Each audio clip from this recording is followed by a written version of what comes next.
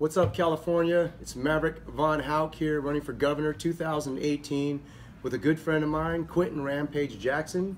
You probably remember him from the UFC, Pride, K1. He's fought all over the world with me.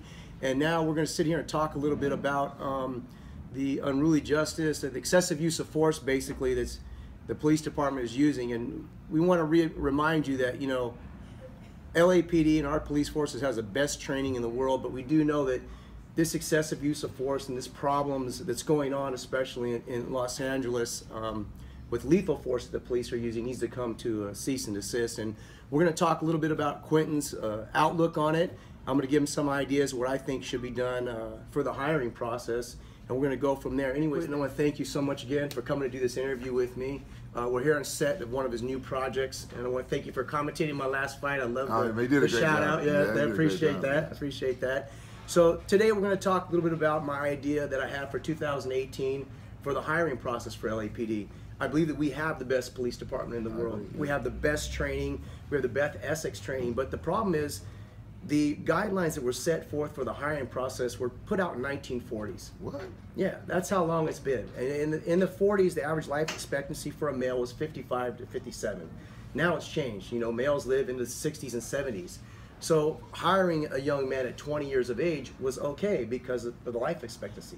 Now it's a little bit different. So I believe that, you know, we need to raise that, get a little bit more maturity out there on the streets. And the reason why I say that is, you know, the hiring qualifications are so stringent.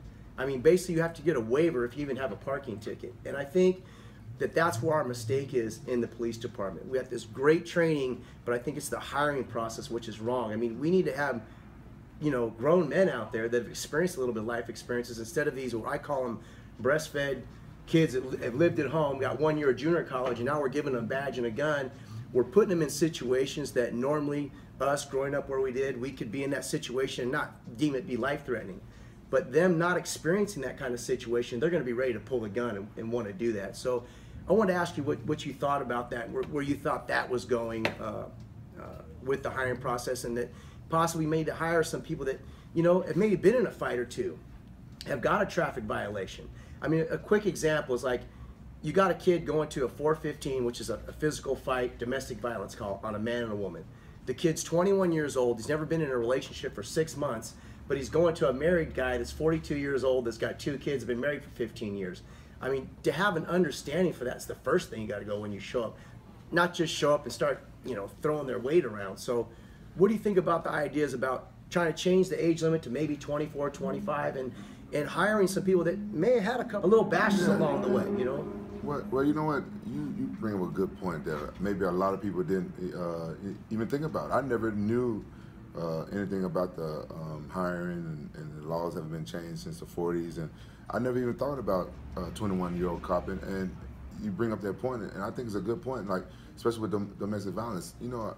A lot of times, domestic violence, it'd be like an argument that got out of hand, and sometimes the female can lie and say that a male, you know, struck her or pushed her or something like that. And you know, a 21-year-old person, like you said, never been in a real relationship. Right. He probably go there and be, you know, what I'm saying, not as experienced as an older police officer. So I have to say, I agree with you on some things, because he could go there and just thinking that this guy just totally beating up his wife. The wife probably got no marks on her and stuff like that. Like, the older guy, he get there, the first thing he's gonna look and see, like, if she's bruised up, if she beat up, if the guy really struck her. Because women, they cry and they get all emotional, they have makeup and stuff all over, but do she have, like, you know, has she been struck, you know? Right. So I agree with you.